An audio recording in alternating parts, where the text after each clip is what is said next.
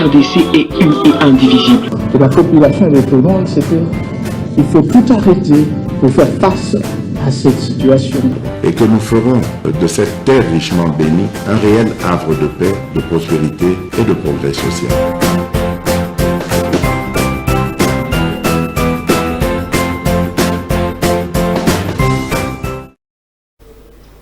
Nous vous disons merci. Week-end de bandit, na banda konabino, place nyonso bozali kolanda MK Base officiel, bozali ebele, bozali mikili ya bapaya, bozali na Poto, bozali na Brazzaville, bozali kolanda biso na Hong Kong, na Chine, bozolanda biso na Dubaï. Vous nous suivez aussi na New York. Vous nous suivez aussi à partir de la Tunisie, Ghana, na pesi bino mbote, bino nyonso oyo bopona chaîne na biso pour te bozala informer. Merci de continuer à vous abonner. Merci de continuer à partager nos émissions. Merci de continuer à liker nos émissions.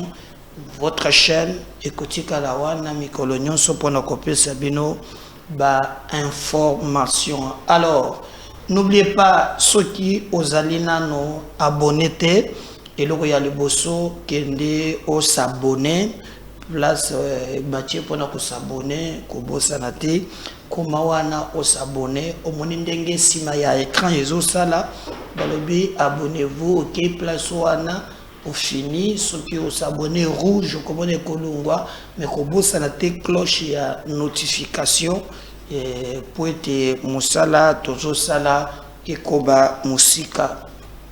Je veux quelqu'un qui m'a dit mais de comédar nous voulons vous soutenir mais moi lobi oh non ndenge nini yo zali kolinga kaka to son papa d'abord yo zani lo côté osonga kate fanda na yo kimia so batel yo na vie. Et logo pe au salaire ya malonga ezate ti a levé l'option que de combattre bateau bazali ko émerger.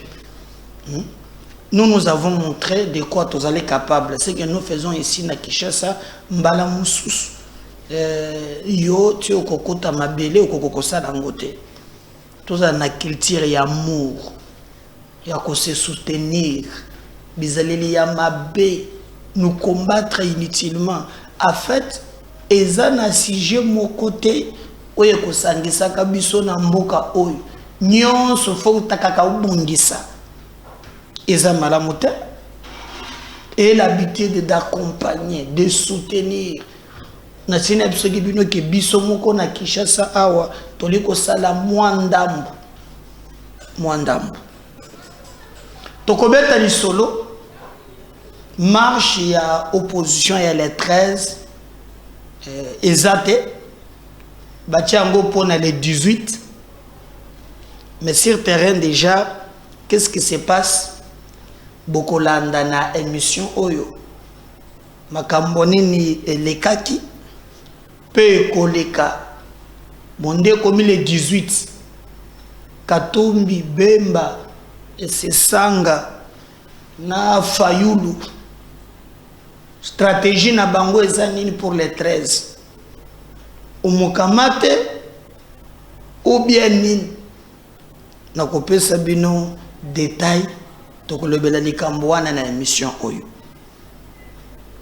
Bandeko tokobeta lisolo pe na émission ya mokolo ya lelo oyo bino bona droit ya koyeba parce que zali mboka na bino et que tout ça là mosala yango pour nabino nous avons les droits de vous dire ce qui se passe réellement en République démocratique du Congo.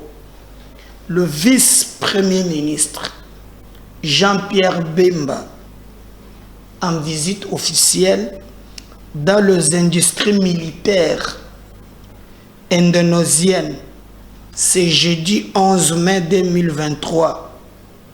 Nous préparons une guerre totale. Le pays est en guerre. Wana tokobeta pe di solo. Boko mwana Bemba Kangiluis. Yana photo moko nanu ya kanisi boko mwana ya dondia kopesa bino yango ya la touche mise sikoyo à la guerre comme à la guerre. À Karissi, je suis content que j'ai une délice ça. Pour ce ça, on a appelé colonel, na rébellion. Donc, beaucoup moins dans l'émission, il y a l'élo. Donc, il y a, je vais cette photo là, bon, moi, na bimba, moussala, je suis quoi, bandi. Pour banda qui kokanisa que blague ezali, mais blague ezate, wana bomona neza ba industrie. Il y a Indonésie, côté Jean-Pierre Bemba Gombo Azali, qui est Koluka Bamandoki. Donc, l'autre photo n'est pas prête. On va revenir na détail tant on a développer. Donc, on peut faire mon de société. Oye bimiawa, pande kunangai. Oh, Bachie vice-ministre Zemi. Alors, je ne comprends pas comment Batou. Bakoumi kokota na ba vie privée. Bien que ceux qui ont commis leader d'opinion, mbala mususu, vie privée exacte. Bien sûr. Mais oya Congo, tala bokyo kozo mwana Batou, bo encercler Zemi. Bon, est-ce que bino moye biso ki azalaka na mobali tote? Na qui même ndeko moko en tout cas naza d'accord na yete attaquer ye mabe nani comment il s'appelle John Longila azotanga mwana ya Jean Lich. Est-ce que yoza na ba preuve botika vice-ministre na biso en dehors ya ba fonction na ye pourquoi bozuka photo mais photo na pa kitoko pour patela nga photo ne mususu aza pe na photo ne mko pourquoi boko tia photo wana te de longa na côté lié botika ye na muni réseau mobimba réseaux sociaux mobimba wo ye wana bozo pe wana hein en quoi likambo ya Zemi na bino etalié wo kofokolia kaka pembeni soso ya ndako d'abord à tweeter ye moko alobi oyo bozo sala bozo linge bobebisa couple ya baninga nanga mususu na tutoni mwa ba marié azaka na mwasi moko azaka na nina problème te bokomi ko sala pena toni mwa ba bozo tanga mwana ya batu ya Jean Lucien mais mwana Jean Lucien Moussa Gaël aza marié fotone musu yango bino bomoni te la photo bozo tchana réseaux sociaux et puis boso liaki papa tala photo ya Zemi boso ki liaki je tout ça la soki au lié on est le bon film qui vous a dit que ça Zemi ate ça Zemi ça vous intéresse en quoi ma ministre na côté leo mi bozo tchacha bana batu ba Zemi na kwa yo pamba mais au mina réseaux sociaux de doza mon centre. Le ministre a peine à faire cette balaka maman nanga popem pour beaucoup degré bato bazo landela ka ba vie à battre polémique ce que boche na Tony Mwaba. Quel est le message? Hein? Quel est le message? Est-ce que le ministre a un minoritaire? Hein? Oh. Le ministre na biso boyo ko krakise pamba. Tozonga na makambo fallait tobeta masolo comme na laka kibino. Toko banda na lisolo oyo etali makambo ya marche. Boyebi ke Moïse Katumbi Chabwe alongwe Lubumbashi. Sima ya abengisaki ba matata et les autres bakie kunjumaye. Et na ba information yo baloba ki ke tango ba balingi ba balukela ye. Alors ye moko alobi akotika makambo ngwana te amiyelaki. Et loko ayelaki ezalaki po ba organiser marche oyo kozala le 13 c'est que samedi. Contrairement dans le passé ba marche ya opposition to bandi ko yoka ke et ça la sur l'ensemble du territoire national, mais oyo bango ba décida que marche et ça le makaka na Kinshasa. Boule les années en tout cas to éviter. Et banda wapi na super lemba, bakende ko suka wapi na palais du peuple.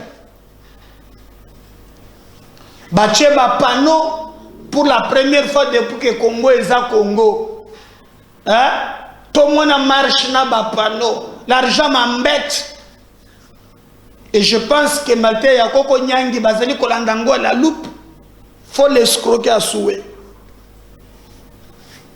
Comme vous le savez, dans un régime, il y a autorisation, mais dans un au moins, dans un régime, il y a information. Qu'est-ce que cela veut dire? Vous allez mettre la autorité en place. Vous savez que Tokotambola. Il y a cause d'information pour être sécuriser bino pour batunyon so batambola kate batunyon so bazaka intéressé de makambu ya politique te balakisi bazali batu bazaboye quand il s'agit makambu na bino batunyon so bazali autorisé te. Vous voyez? Alors c'est pourquoi bakenda kakozwa autorisation terme information peut-être ba sécuriser ba yepé bazo tambola te. Nous avons été surpris. Il y a comme on a que au-delà de tout gouverneur Ayambi Bango lobby et sengele qui va discuter na modalité le lenge nini bakotambola na ntango bosoli na gouverneur déjà sur terrain mobilisation katumi par exemple lobby akeko sala hôpital moko na Kanluka bayebi ngai bana Kanluka lobby mobimba kuande kokoa musolo etambuli lokola kasa na mai lobby batu ya bar bayebisinga na Kanluka batu balali libanda musolo akeya betu tourna yekuna batu bayipe mingi te mais bawo baye wana mibimba. Alors, en même temps, il y a ça pour sensibiliser, comme si vous avez côté bateau, matapoto, amati, tobola pina toboli. À la fin, bateau n'a pas m'écouter au niveau, il y a hôtel de ville. Dans hôtel de ville, Gentini Azalaki, vice-gouverneur Azalaki, n'a pas ministre. N'a pas posé problème pour la Kolobake. Bisso. Tokotambola mokolo ya le 13 et kozala samedi tokozala wana gouverneur n'a le but très bien que il n'a pas les droits d'autoriser mais besoin informer pour te sécuriser bango, c'est-à-dire à cause de ce qu'on appelle des dispositions purement sécuritaires. Naba élément gouverneur apesi alobi nandimi marche, mais déjà les éléments à notre possession ne permet pas que botambola le 23 nalingi boko yokanga très bien, mais tu allez ko décaler marche pour botambola le 28, donc tu le marche le 23 tu tiens le 28, donc Tolongoli, le 28, vous allez avoir un vendredi, hein, si je ne m'abuse pas. Donc, Nde, Botambo, la même likolo yaba, Ndako Botambo, ce qui beaucoup banda minkao, Bobanda. Donc, marche et que ça le 28. Parce que, pour des raisons que lui a évoquées, des raisons purement sécuritaires. Mais à Boïté, il a juste délocalisé. Ou bien d'autres à reporter, voilà. Non, marche ezalaki lelo to reporter yango po ete botambola le 28. Nde bapoze balobi oza système ya benda bango mukila bana na pongi balemba biso to boyi disposition wana ya liboso pe tokobima totambola jour wana, donc bras de fer et fongwani babimi basali ba déclaration marche kozala kofanda na ndaku te. Alors moi je me suis dit quand même Matata azalaka na Kabila, Katumbi azalaka na Kabila. Si vous suivez ba image moko Muyambo alakisa biso comment la police akendaka ko réprimer marche même bandako ya batu quand lui était gouverneur à Yebaki. Aujourd'hui Matata azalaka premier ministre à Boyebi makambo asalaka quand les opposants marchent. Mais nous ne disons pas que va répéter les mêmes actes que Oyo Batouana Basalaki. Non. Nous disons seulement que la liberté, démocratie et fonctionner normalement. Mais le coup là-bas, boïté, échanger et le côté, c'est que bakoki kaka koyebi sabatouana que non, to se remobiliser, to sali détermination na biso pourvu que batouana basala musala ndenge longo. Problème ezate baye le 28 batamboli po baboyeli bango comme tel. Donc ceux qui sont militants ya ba parti, ceux qui sont déterminés, bah dit que bazanango, je ne vois pas pourquoi vous faites la bras de fer au ganazomona inutile. Mais bango balingi koyoka likambo wana tena matoi na bango balobi et mata ekita tokotambola. Je veux vous laisser suivre quand même entretien d'abord Bokolanda et ça na porte-parole et donc il y a circonstances aux ali ministre provincial de l'intérieur il y avait des Kinshasa à Koloba. Après Bokoyoka, maintenant, opposant. Opposant. Bangope, Bakoloba, Bokomona ki mbutu. Est-ce que samedi, au Mukamate, ou bien, Ekozala, Ndengeni, mais comme TV za radio, MKB officiel, et Zali Malobana image, suivez-le. On va revenir juste après.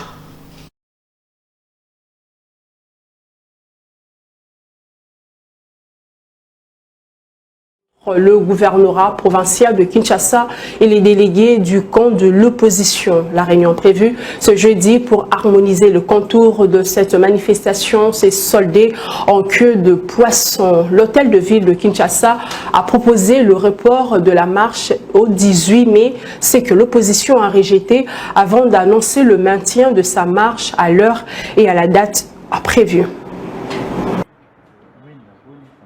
Dans la grande salle de réunion de l'hôtel de ville de Kinshasa, d'une part, l'opposition représentée par les partis SID, LGD, Ensemble et Envol, d'autre part, le gouvernorat de la ville, avec en tête le gouverneur accompagné du vice-gouverneur, mais également des quelques membres du gouvernement provincial, dont le ministre provincial de l'Intérieur.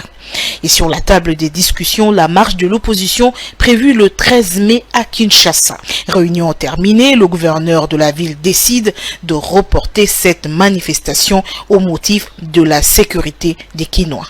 Le compte rendu est lu sommairement par le ministre provincial de l'Intérieur. La suite de la lettre adressée à l'autorité urbaine par les différents partis politiques de l'opposition, représentés essentiellement par Ensemble pour la République, SID, Envol et LGD, Gentini Ngobila, gouverneur de la ville de Kinshasa, a convié ce jour les différents secrétaires généraux des partis politiques organisateurs de la marche projetée ce samedi 13 mai pour une réunion d'harmonisation.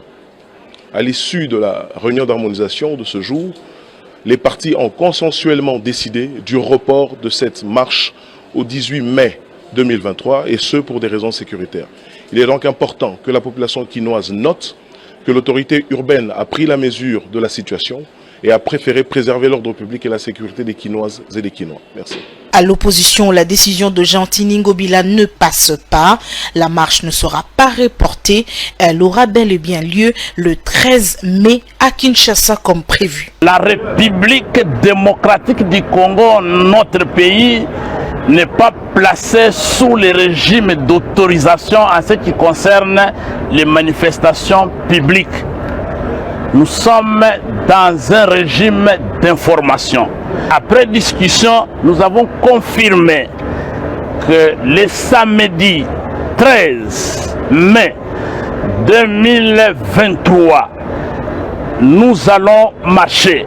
Quiconque va s'opposer à la volonté de notre peuple de manifester pour protester contre sa vie chère, protester contre l'insécurité et protester contre le processus électoral chaotique, quiconque va s'opposer lui-même va supporter les conséquences de ces actes. L'opposition congolaise mobilise pour une marche pacifique réussie afin d'envoyer un message fort au régime en place. Alors, ce qui est samedi, souple, nous sommes moya. Est-ce que Matata ou Yaza prêt à confronter gaz et mauve? Hein? Ah! Quand tout le monde est souple français, on m'a piqué une piquée. Il y a mouké kaka tout le nakatanga aw. Moto za ka tete za fola ta betelo be vimbi ya kaka. Mais Django pe ku faire. Bazala ka fayulu.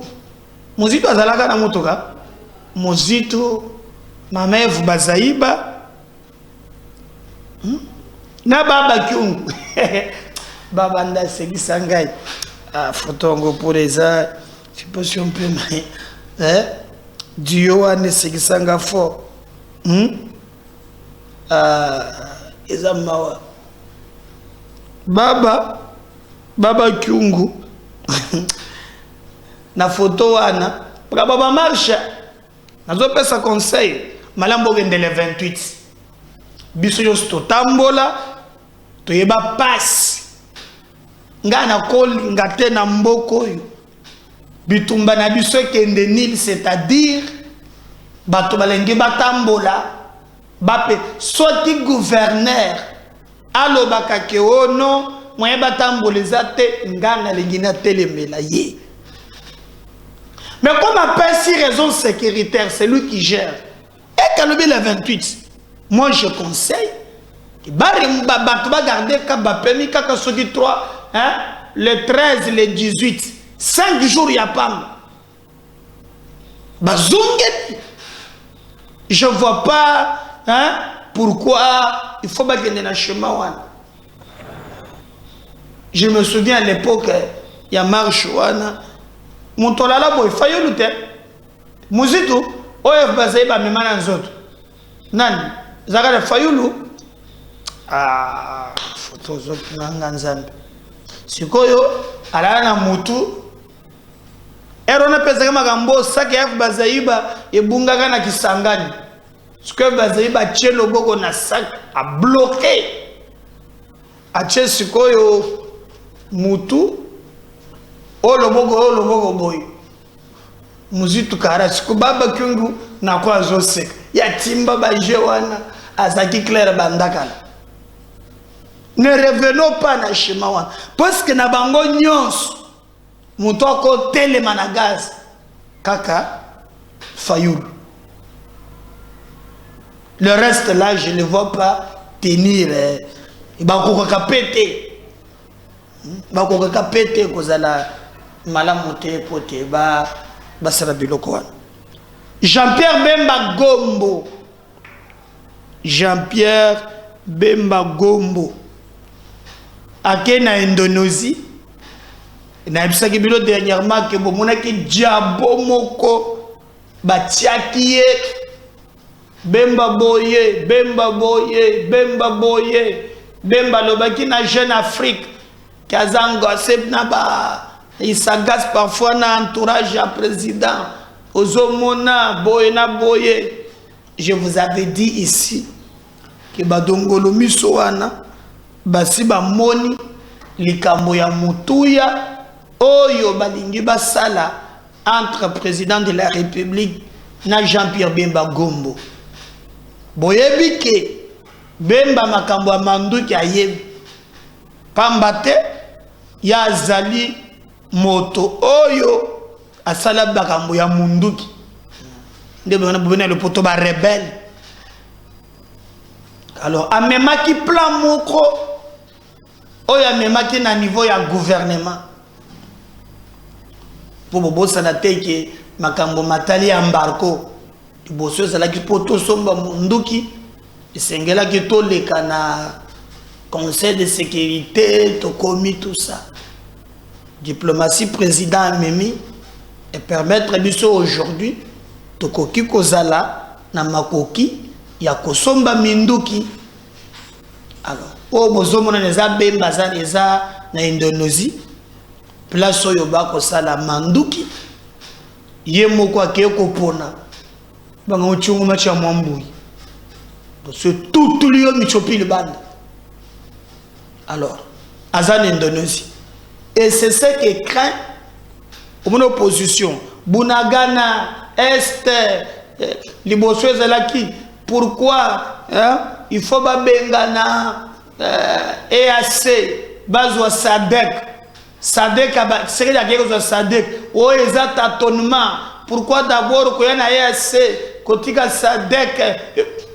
Maintenant là Jean-Pierre Bemba Gombo a tient en place politique naie wana bozo mona vraiment ye aza place bazo sala ba minduki photo mususu ye moko pe akitinana kiti vraiment na mwani na Kangilus akanisitango azalaka akoma général na biblo na ba pesa ka ba titre akoma soki général ntango azalaka na rébellion pour ce sango azalaka colonel Délice Sanga Bemba sikoyo na ba nini oyo azali koloka voilà ba photo zomona yewana ayeko zo manduki couché tout là bozo mona zena azana Indonésie kotakei pota somba manduki Kongo ezali susu na banini ya nini te maintenant photo moko oyo azali la kisa nanu no photo moko Bemba pe asimbi munduki boy eza pe wana oyo atie azomeka ndenge ya kobeta zomana azoloka ndenge ya kobeta. Donc en bref boyeba ke Jean-Pierre Bemba Gombo aza awate azana Indonésie aye kosomba ba manduki akoya nango awa. Donc sur le plan oya bitumba bato bayeba ke toko banga munguna te toko zonga simate mboka na biso ezali ko bongama parce que ata tozui Sadek ata tozui EAC ata tozui mais moyen si ya koyeba ke toko zala dans la paix nous devons nous-mêmes recruter ce que le président fait. C'est ma recruter tous a obligé il y a kofuta bango malamu il y a mis ça tu faut équiper cette armée. Bravo na gouvernement, bravo na détermination, bango na biso bako compter maintenant na volonté pe na détermination. Alors single ke bazole biso photo wana oyo makambo nazo conseiller pour koma les 13 té bazela avec les 18 bazole nga photo wana aïe fumu pasalaki tala mère na sak pour place oyo ezali mokolo mère sak ebungaki na kisangani ateyami mboko oyo kyungo nazo monete via bandi ko seka boy aza mona na te o bendelana fumu père lelo ba komi ange awaza na chapeau ni mwasi ya mafa mère F Bazaye Baye comme ministre d'État, comme je suis du bon côté de l'histoire. Mafa. Nabango nyos créé, nous avons résisté. C'est comme nous avons ségat, azo qui pas tête. Eh. Bon moni hein. Botin de la matata photo. Ava bima. Ata lango hein. Monsieur Tazota la bien té. Bon, on a ce que moi c'est ma fan non. Pas de chapeau à pembe. Madame Naïd. Bon tout à l'heure ndengeni. Le niveau zoomer côté Kungwa Zoseka, puis Kungwa Zoseka. Kungwa Seka ka place oyo. Hein? Kungwa Seka. Kungwa Seka. Donc, moi, n'a pas ça que conseil, ça sert à rien. Il y a qu'on fongo la boîte à Pandore, quelqu'un n'a bilo koana souple niwe moye. Bande konangai nazo yebate likambo oyo shole ye azali koloba lisusu. Abe shole monseigneur ngapensi na mesani. Monseigneur Shole aye gouvernement CENI il fallait auditer fichier ba proposer qui OIF ezali dirigé na Rwandaise wan Louise Mushikwabo batu batelebi tout ça OIF alobi moyen aya ezate mais pour une question de souveraineté. Mais du coup bolanda qui vidéo ya catholique en ambiguïté. Alors aujourd'hui comme SCC na catholique balobi ke baza ba expert bango ba autorisé baya kotala pe musala ba audité shola boy ono bozo kaka batu ya Liban to tozo ka batu ya Kagame baya bela kamwe na nyonso tozo lekela lelo ba pesi bino bo kritika ka balobi bino na SSC boya et comme mabe poeza la bien kaka ba Rwanda ya OIF baya fanda ta kimyote bandeko nangai Shole va prendre la parole. On va revenir juste après. La CENI de censurer. Je le disais dans les titres, l'audit externe du fichier électoral tel que voulu par la Commission électorale nationale indépendante porte les germes de controverse. C'est l'essence de la déclaration de la mission d'observation électorale 5O SCC lue ce jeudi par Monseigneur Donatien Cholet. La Commission d'observation électorale 5O SCC craint que l'équipe qui mènera l'audit ne soit pas indépendante. Suivez. Le point 17 de l'appel à candidature de la mission d'audit externe publié par la CENI indique clairement que la centrale électorale va recruter des consultants qu'elle-même va organiser pour conduire l'audit du fichier constitué par elle-même, la CENI. En outre, le point 14 permettra à la CENI de censurer la méthodologie de l'audit. Elle doit la valider et le rapport qui en résultera, elle doit l'approuver. Il ressort de ce qui précède que l'équipe qui sera mise en place par la CENI ne sera pas indépendante et son rapport pourrait être orienté ou manipulé.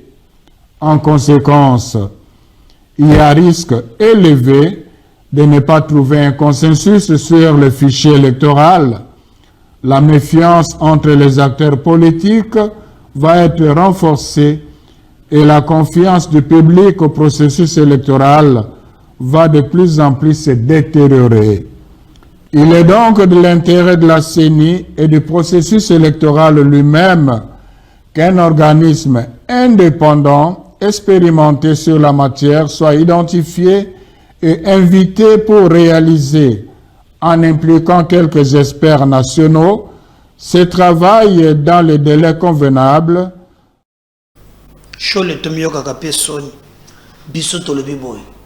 OIF, akoyaka auditer, Sénéna Bissoté. N'oubliez pas de vous abonner et de partager ce lien. Je reviens tout à l'heure dans le deuxième numéro. Bye.